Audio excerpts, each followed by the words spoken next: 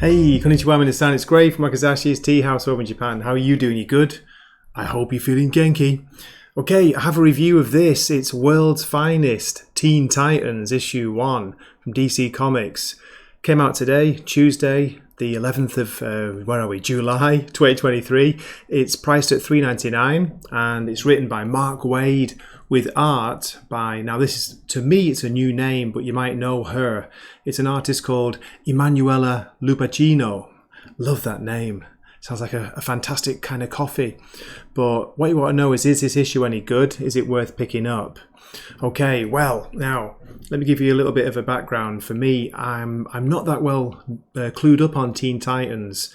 I do have a copy of the classic Marv Wolfman, George Perez, the first collection of that, going back, we're talking 1980, 1981, 82. No, I'm not quite that old, but I've heard how good and how revered that series is. So I picked that up quite a while back and I've enjoyed it. Yeah, I enjoyed reading that. But this is I think is a slightly different team. For me, there are new characters, as I say to me, new characters in here. And it's basically, with it being the first issue, there's a lot of setup. You're building up the team dynamics, of course, and there's a nice dose of action in here too. So it's not all the build up, it's not all set up. But I'm not going to say I'm disappointed, but I was kind of pretty hyped for this. I was looking forward to it. Well, really looking forward to it. And maybe my hopes were too high. I was expecting a little bit too much. So yeah, slightly disappointed, but I'm not saying it's a bad book. It's a good read. It's fun.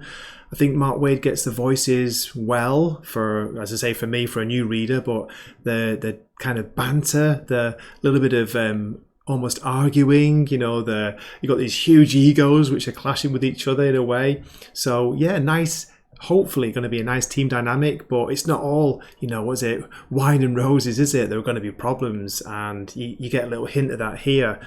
Gorgeous art by Lupacchino. I really like it. It's bright, it's colourful, it's bubbly. It's cheerful. It makes you feel happy, puts a smile on your face. Hopefully, like my reviews. Yeah, right.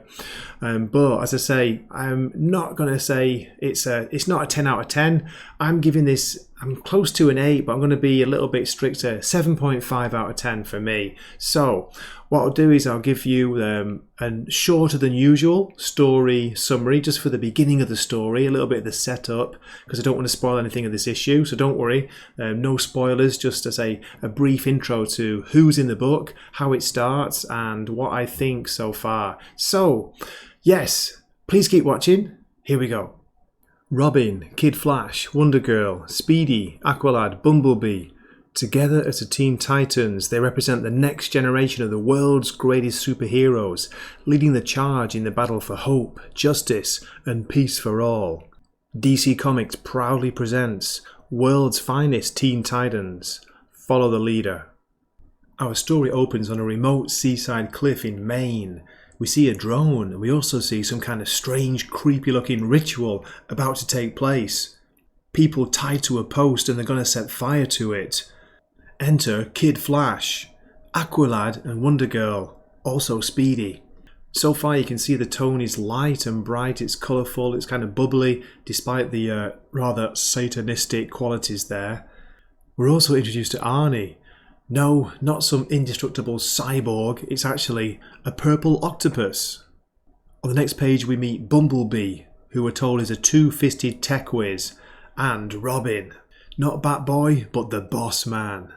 The leader behind the ritual is furious and suddenly pulls off his hood to reveal a creature, a monster, some kind of demon.